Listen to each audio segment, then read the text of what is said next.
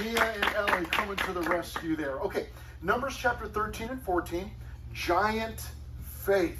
Okay, giant faith. We'll see why that is as we get into it. Reconnaissance. There you go. If you were like, how do you spell, Siri, how do you spell reconnaissance? And then, it comes on all loud, R-E-C. And then report is the second main division. And then we will see the reprimand and the response. And reconnaissance mission, we're going to see that in just a moment. The report is going to take us from chapter 13 into chapter 14. And so we don't want to split that up. So that's why we're doing 2 chapters, and then the reprimand and response we will get to in a few minutes. But the first thing that we're going to see here in this first section, the reconnaissance mission, is that some men were called. Verse 1. And the Lord spoke to Moses, saying, send men to spy out the land of Canaan, which I am giving. See, in God's mind, in his heart, it already belonged to the children of Israel. I'm giving it to them.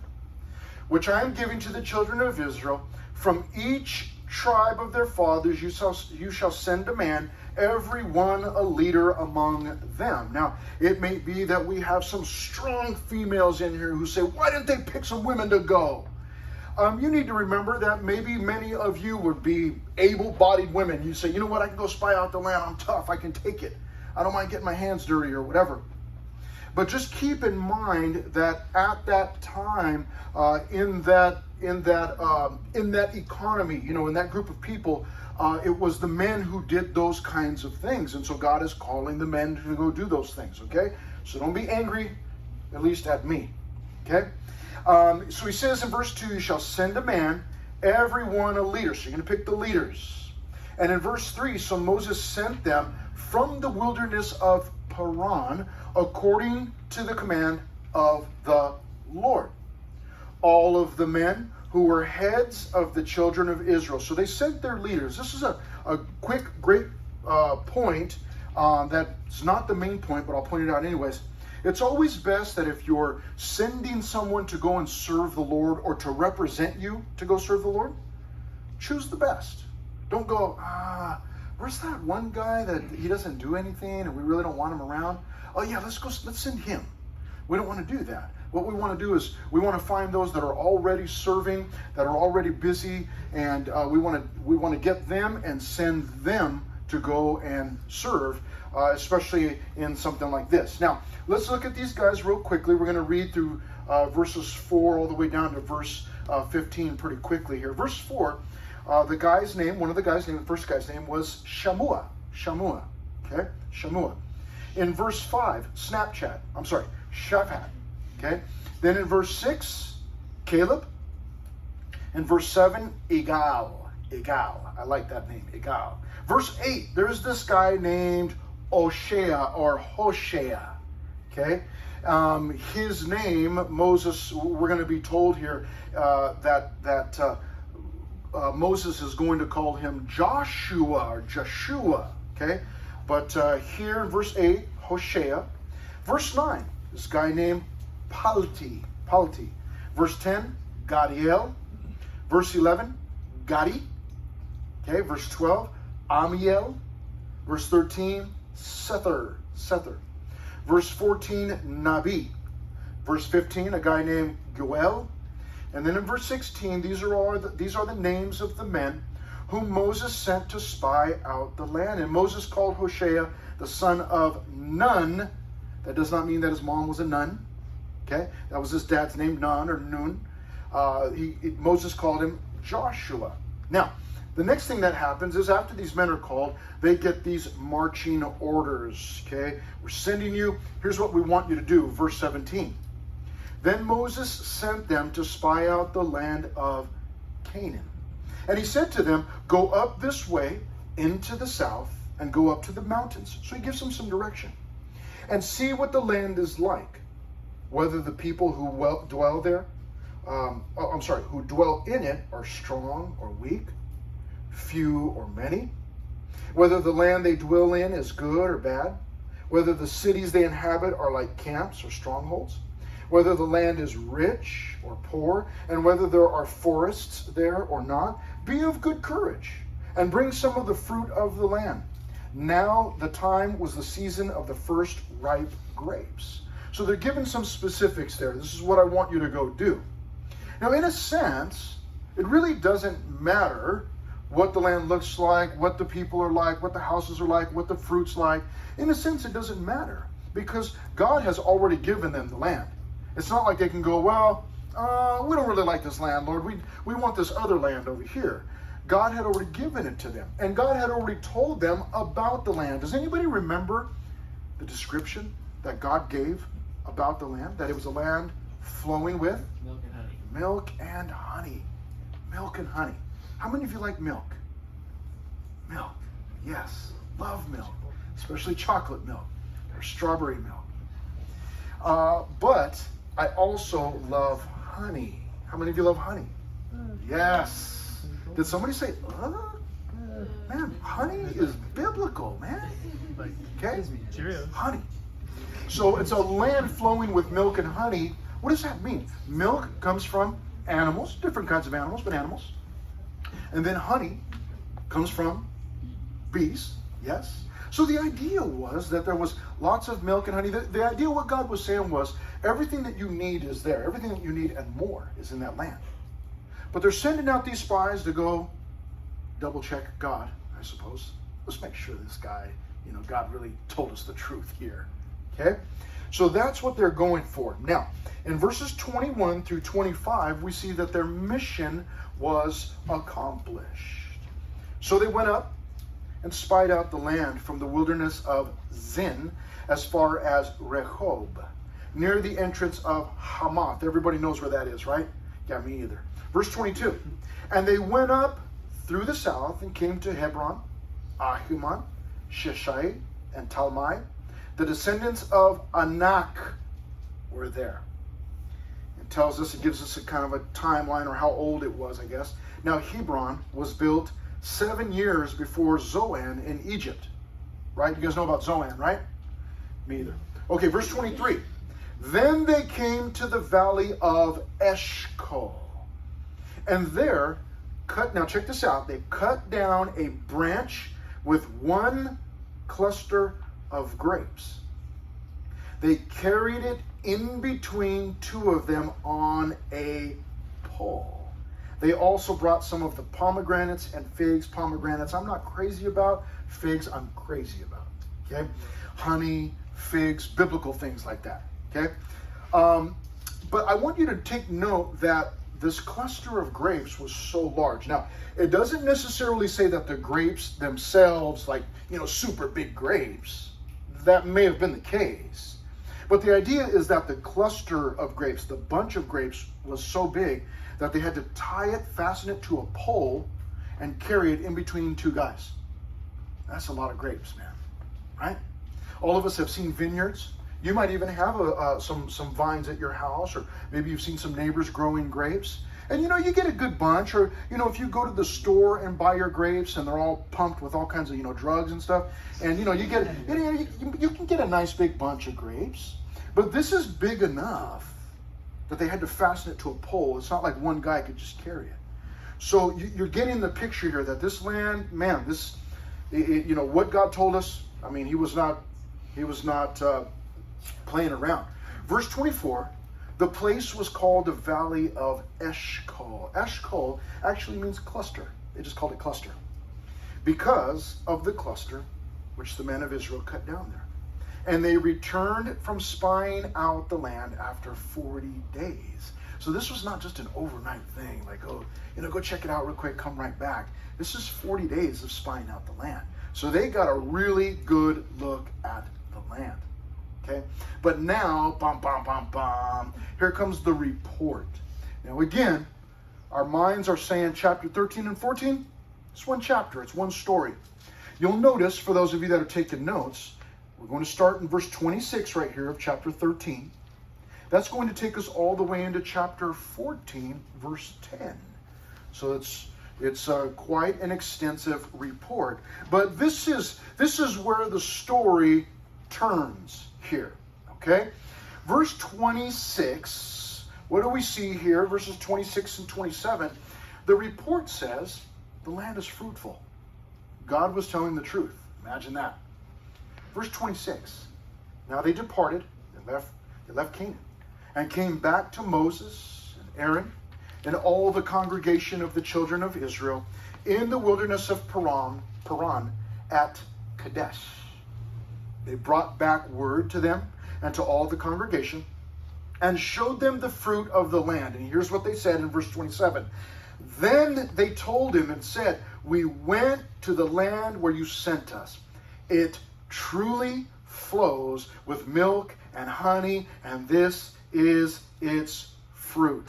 Man, they bring back a great report. The land is fruitful. God was not lying when he said that it was a land flowing with milk and honey. In fact, they use his words. It truly flows with milk and honey. This is the fruit. Sounds good, doesn't it? Look at the next word in the next verse. Nevertheless. That's like saying it looks really, really great. Oh, this land is beautiful. Look at this fruit. But, or you hear, like you can hear someone talking and then you're thinking to yourself, and sometimes you'll hear somebody say this, it sounds really good. I hear a but coming. Because you're saying, yeah, oh yeah, it's really this, and it's really that, and it's really that. And that's what they were doing here. And beginning at verse 28, on down through the remainder of the chapter, verse 33, it was all about being fearful. The report turned fearful. Why? Let's find out. Nevertheless, the people who dwell in the land are strong.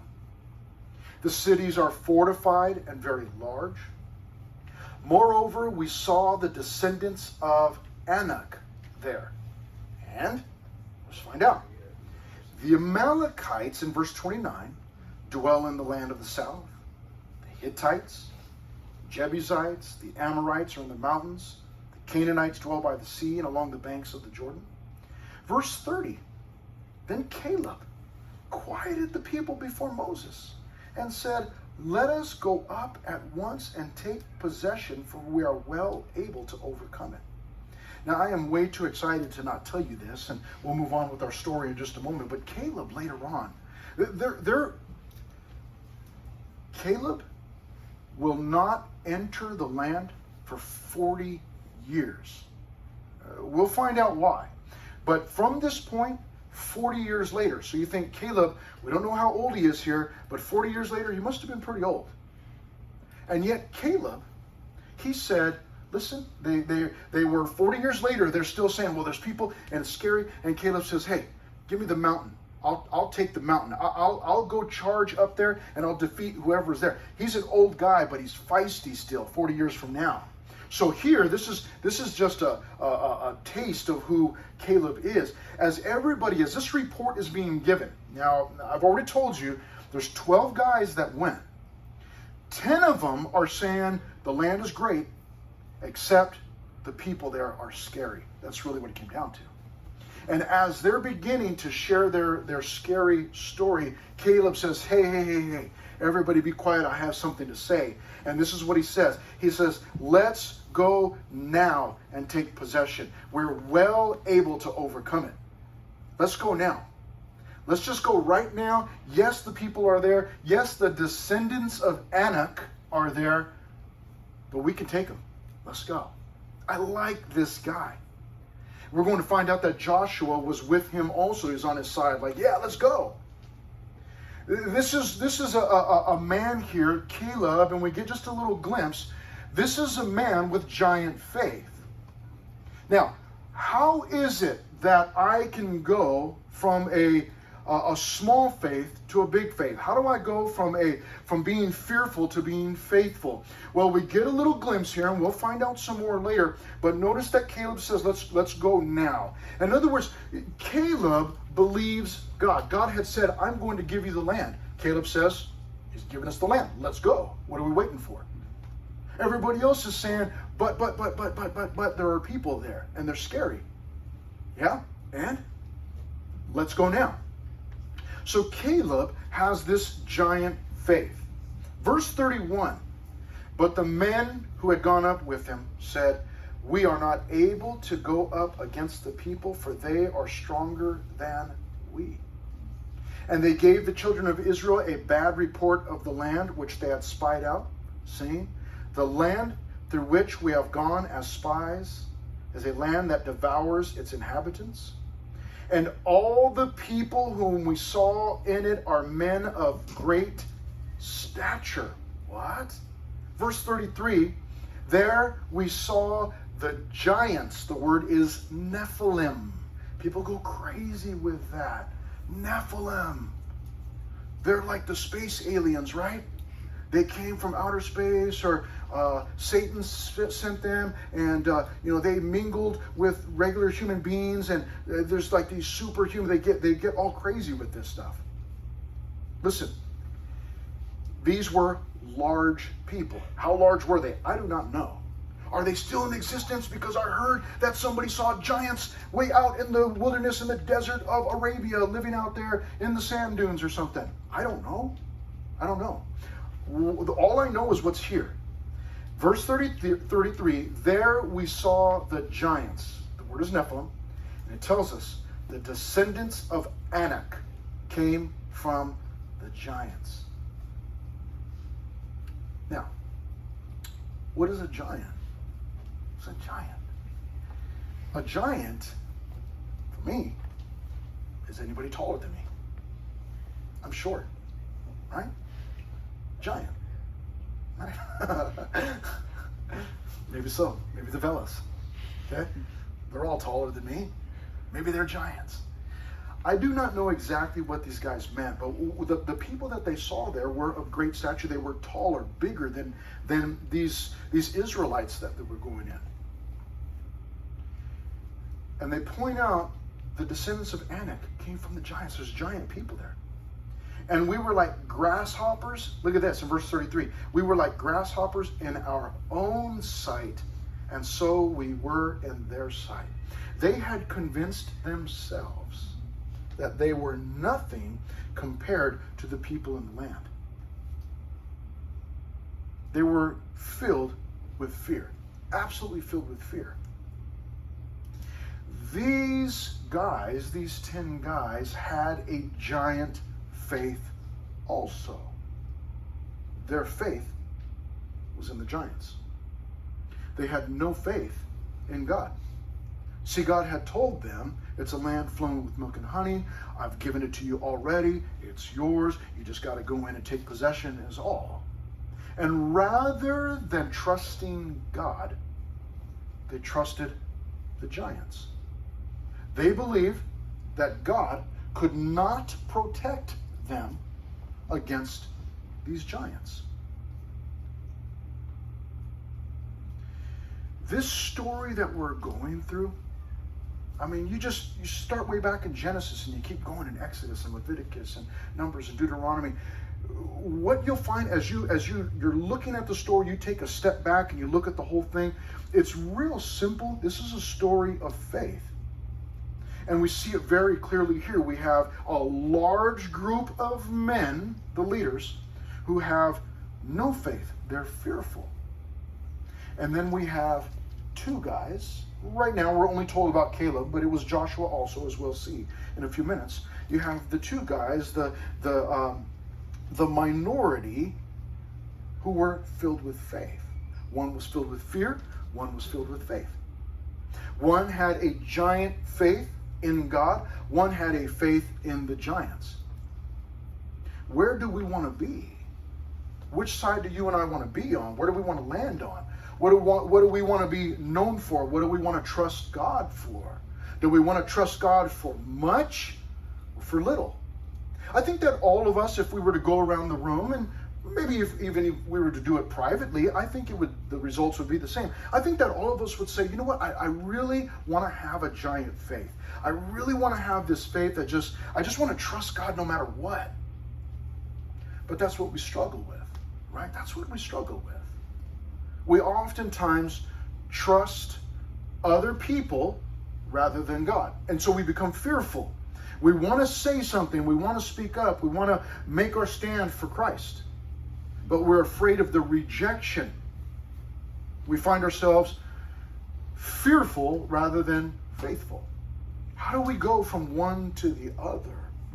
How do I let go of my fear, and how do I trust God more? Well, that's one of the things that we're finding out here. But as we can see, these guys were filled with fear. Now, we're going into chapter 14. Track with me, please. Verse 1. Okay? They're still fearful. So if you're taking notes, we're still in the fearful section there. This is what fear does. Verse 1. So all the congregation lifted up their voices and cried, and the people wept that night. What fear so often does is it brings about crying. They were so afraid. These people were so afraid that they spent the night crying. They were filled with fear. You see, what had happened was the 10 that came back gave their bad report, their fear-filled report. And what happened? It was like wildfire. Everybody caught it. Even people who did not see for themselves were afraid of something that they had not seen. Isn't that crazy? But don't we do the same thing? We do the same thing. We can become so afraid of things that we've never even seen. We don't even know if they exist or not. Right? Go out to take, mom says, hey, I need you to take the trash out. I've told you this, I've used this illustration before. Mom says, I need you to take the trash out in your butt. It's dark outside. So what? The trash stinks. Get it out of here. Told you to take it out earlier. You didn't take it out? Take it out. But you know that you take that trash out, and then, sometimes what you'll try to do, you take the trash out, and then you'll put it right outside by the sliding door. I'll get it in the morning. No. Take it to the trash can. What's your problem? I'm afraid. Of what? Of whatever monster is alive out there by the trash can, right? Because it's dark out there. When you go around the side of the house, it's dark. And you don't know what's out there. Something's going to eat you or snatch you or whatever. And you're so afraid. You're afraid of something that you have not seen, something that you're imagining is out there. And eventually you work up the courage, maybe you take your dog with you, or you convince your little brother or little sister, like, hey, let's go look at the moon real quick, come on. And then you go out to look at the moon, and you throw the trash in and go, okay, I'm done, let's go inside, or whatever, But you're so filled with fear. And that happens so easily. That's what's going on here. The 10 come back with this fear-filled report, and they infect everybody else. So the fear turned into crying, and then it also, as is so often the case, turns into complaining. Verse 2. And all the children of Israel complained against Moses and Aaron, and the whole congregation said to them, if only we had died in the land of Egypt. Take note of this. Here's the next thing they say.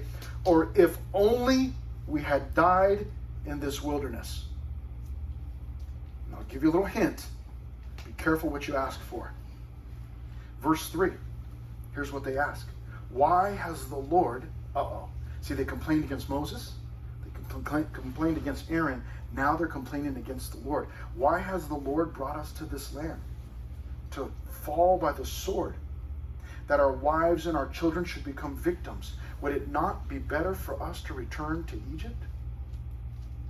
Now, help me out here real quick, Fusion. God had told them that the land was flowing with what? Milk and honey. God had already told them, it's the promised land. I'm sending you there. It's yours. That's where I'm taking you to. But they have completely forgotten the promises of God. You ever done that before? Done that before? Like, that there's a promise there in the word that says, I'll never leave you nor forsake you. But you freak out anyways. You forget all about that. The fear sets in and the faith goes bye-bye. Why does that happen? Why does that happen to us? They were so overcome by fear that they were rejecting now the promises of God. Listen, the Lord has brought us to this land to kill us by the sword. Our wives and our children will become victims. It would have been better for us to just return to Egypt. In fact, in verse 2, they said it'd be better for us to if only we had died in the land of Egypt. It would have been better for us to just die in Egypt. Verse 4. Here they go again. So they said to one another, let us select a leader and return to Egypt. We tried that before. Remember that? Anybody remember that? They said, hey, we need, our Moses is gone. We need a leader. We need a God. And they made their own golden calf and started worshiping it. And then they got in trouble for that. Well, here they go again. We need a different leader. Someone to take us back to Egypt. Here's the response of Moses and Aaron, verse 5. They fell on their faces before all the assembly of the congregation of the children of Israel. Moses and Aaron, the leaders, were so overcome that they just fall down in front of everybody. And we don't know exactly why. Maybe they're begging God for mercy. Maybe they're just saying, hey, please, guys, what are you doing? But look at this. The report goes from fruitful to fearful, but then it takes a turn to faithful. Look at this, verse 6. It's quick. Look at this. But Joshua, the son of Nun, and Caleb, the son of Jephunneh, who were among those who had spied out the land, just two of them, tore their clothes. It's a sign of frustration or humiliation. And here's their report. Verse 7, they tell them that it's a good land. And they spoke to all the congregation of the children of Israel. They speak up and they said, the land we passed through to spy out is an exceedingly good land. Also, in verses 8 and 9, the report is, God is with us. If the Lord delights in us, then he will bring us into the land and give it to us, a land which flows with milk and honey. Only, do not rebel against the Lord, nor fear the people of the land, for they, I love this, for they are our bread. In our modern vernacular, we would say, piece of cake. The people, piece of cake. He says, the people are our bread. We're going to devour these people. Their protection has departed from them, and the Lord is with us. Do not fear them. And in these verses, we see the secret of not living in fear, but living in faith. In these verses, we see the secret of not having faith in the giants, but rather having a giant faith in God. What is the secret? The secret is found in verse 7 and then verses 8 and 9. But the first one is that it's a good land. In other words, remembering God's promises. Remembering God's word. Remembering what God said. You see, that's the first step to having a strong faith. Is to remember what God said. Remember what God promised. Remember what God told you. And secondly, to remember that God is with you. It's real simple. It's real simple. And you go, well, that's too simple. I need eight difficult steps. No, you don't. What you need to change your fear into faith is two things. Number one is to remember God's promises. God said the land's good. They said that it's a good land. It's an exceedingly good land. What God said is true. What God told us is true. And secondly, God is with us. I love that in verse 9. For they are our bread. Their protection has departed from them. And the Lord is with us. Do not be afraid of them. So you may have a friend or maybe a family member, maybe a parent. And they just seem to always have they've always got this giant faith. They always just trust the Lord, and you're just drives you crazy. Like, how do they do that? Why can't I do that? And they trust the Lord, and maybe they lead you there, and then afterwards, after the situation passes, you realize they were right. They trusted God, and they were right. And I was filled with fear, and I'm so frustrated with myself. And you just go, man, how do you do that? Ask them. And what you'll find out is that it's probably something real similar to this. Well, I believe what God said, and I know that God is with us. That's it. I need some more steps. Give me some more things to do. Give me some beads to rub on while I pray, or send me on some journey, where I have to go fight dragons or something, and then I'll get the gift of courage or the prize of strong faith. No, this is it. This is what Joshua and Caleb, this is why they had a strong faith. It's because they knew that what God had said was true, verse 7, and they knew that God was with them, verses 8 and 9. In verse 10 it says, and all the congregation Here's their response. Said to stone them with stones. We're going to kill them.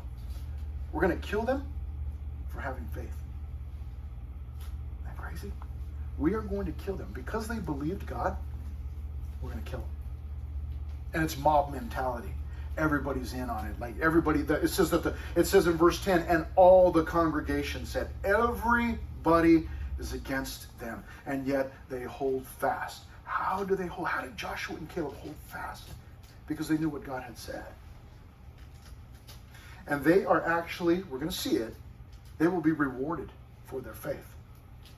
Here's the third main division. It's the reprimand, verses 11 through 38.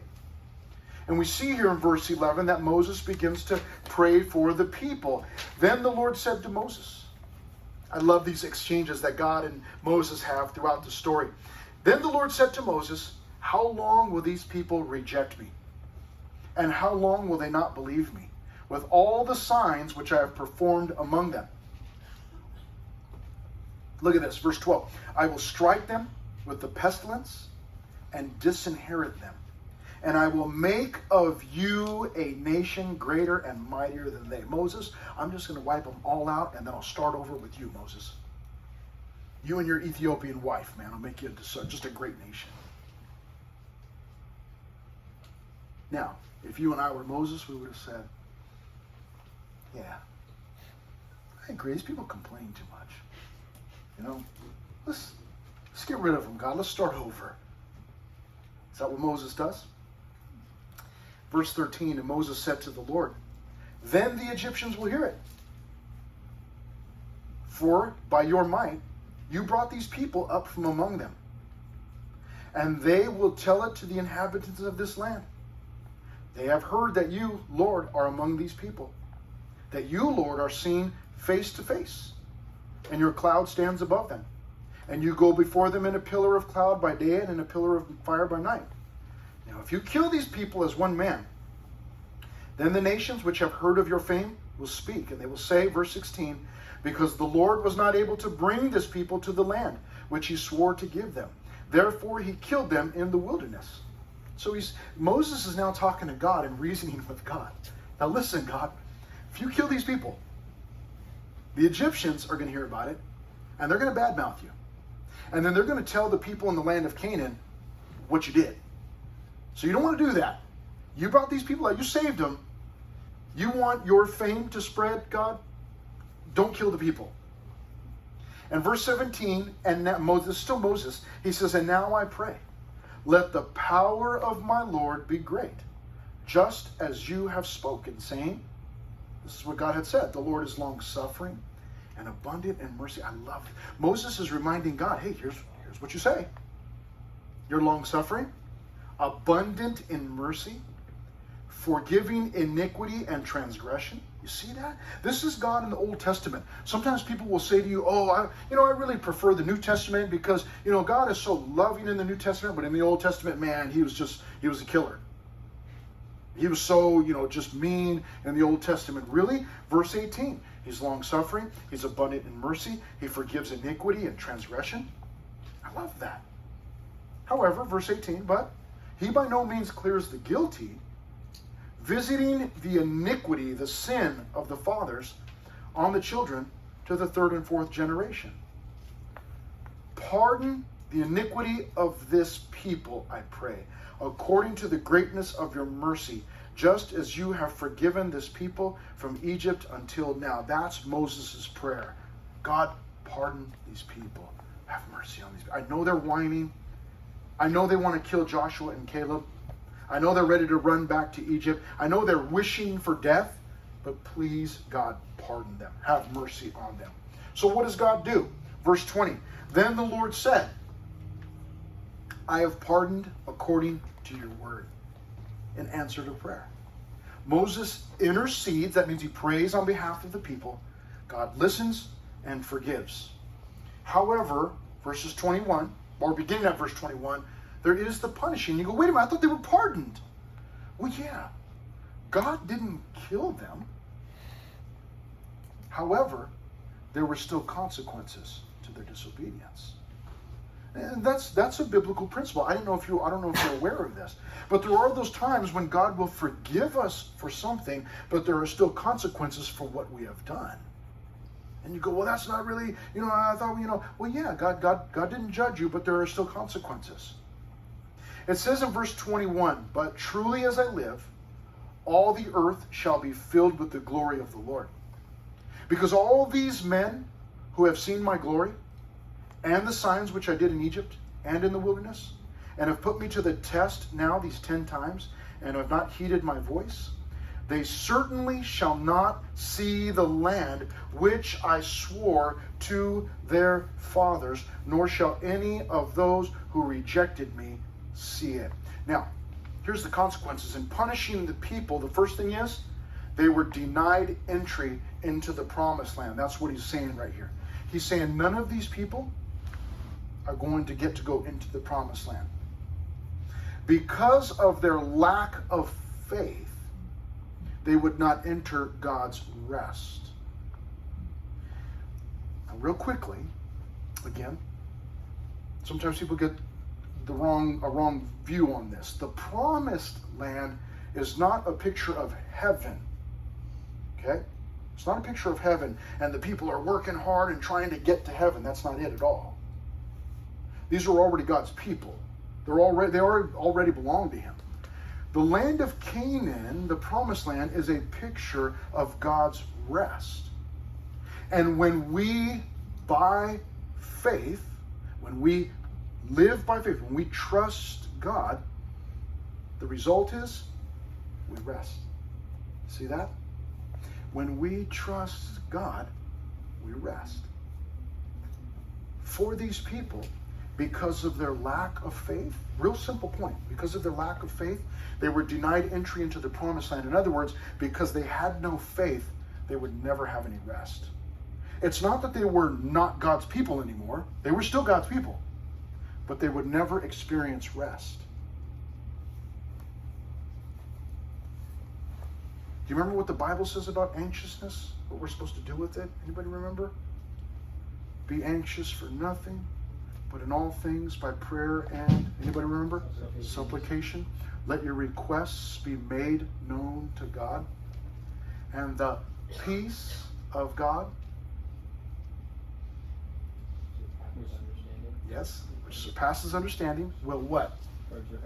Will do what? Guard your hearts and minds. Yes, will guard your hearts and minds. In other words, when I take my anxiousness to God by faith, the peace of God rules in my heart. The rest, I experience rest.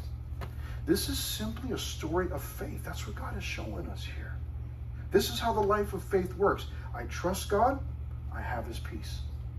I do not trust God, I won't rest. Have you noticed that? That when your faith is small, family, have you noticed that? That when your faith is small, that you're always anxious, always fearful, always, man, I'm having a hard time going to sleep because I'm thinking about this too much and I'm afraid and I'm scared.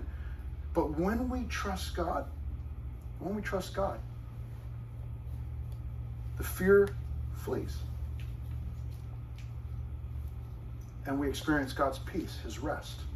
These people, because of the lack of faith, they're just finding out they're not going to enter the land. However, verse 24, look at this. But my servant Caleb, because he has a different spirit in him and has followed me fully. In other words, he trusted me.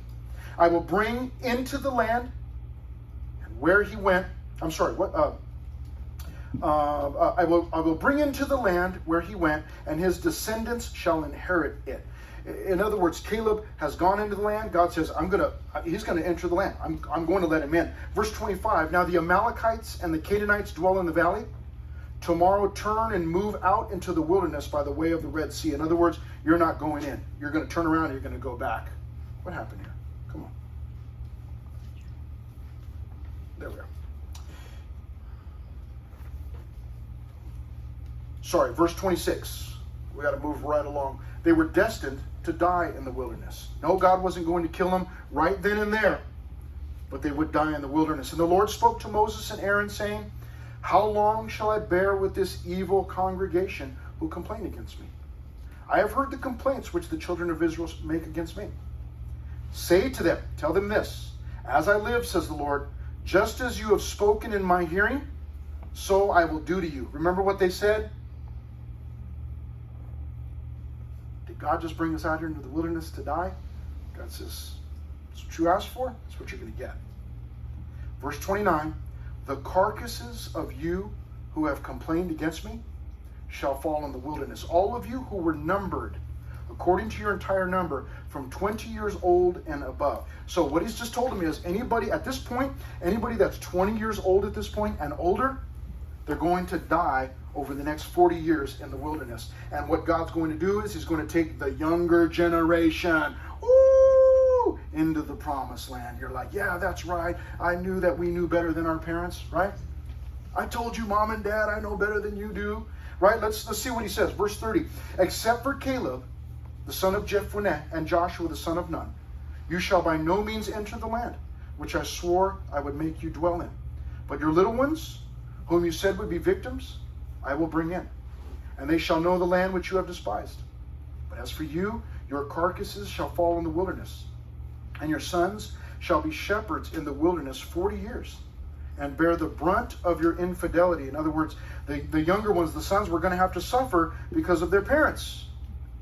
They would get their chance to go into the promised land, but in the meantime, it would be a hard life, moving from place to place and place, never settling down, until your carcasses are consumed in the wilderness. According to the number of the days in which you spied out the land, 40 days, for each day you shall bear your guilt 1 year, namely 40 years, and you shall know my rejection. I, the Lord, have spoken this. I will surely do to all this evil congregation who are gathered against me, who are gathered together against me. In this wilderness they shall be consumed, and there they shall die. Gosh, there's still so much left. I'm sorry. Let me read through this real quickly. Verse 36 and 37, let me just put this up. They would die. They died by the plague. Now the men whom Moses sent to spy out the land, who returned and made all the congregation complain against him for bringing a bad report of the land, those very men, the 10, who brought the evil report about the land, died by the plague before the Lord. But Joshua and Caleb survived.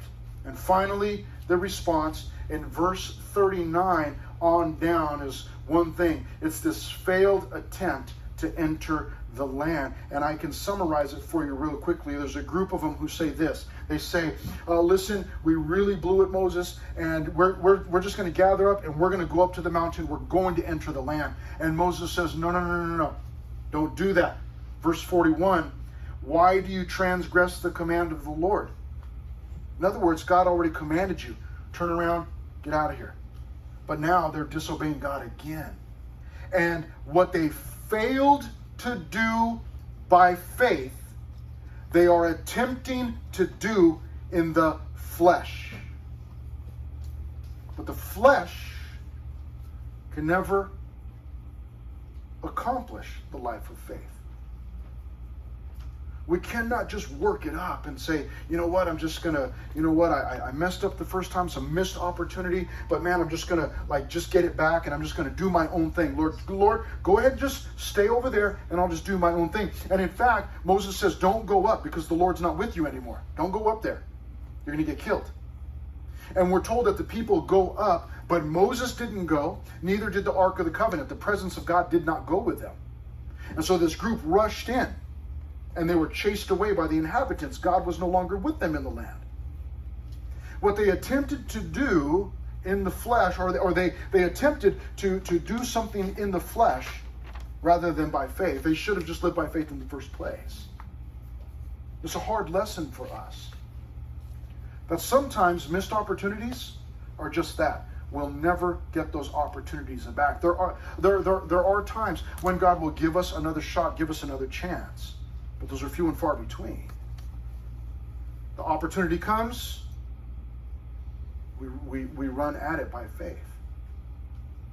I heard a story years ago about a pastor. He was not a pastor yet. He's a young man, and he was at the beach sitting in this pizza place, and God was impressing on his heart, like, go over and talk to that guy at the next table over. But he was arguing with the Lord, like, I can't go over there. I don't know the guy.